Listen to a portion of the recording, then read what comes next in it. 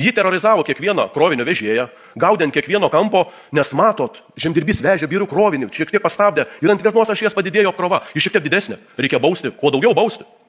Tai prasidėjo baudų rinkimas. Tada pradėjo terrorizuoti uosto įmonės, lysti į uosto įmonių teritorijas, išrašinėti baudas tiesiog eilėse stovintiem vilkikam, nes surasdavo prie ko prisikabinti.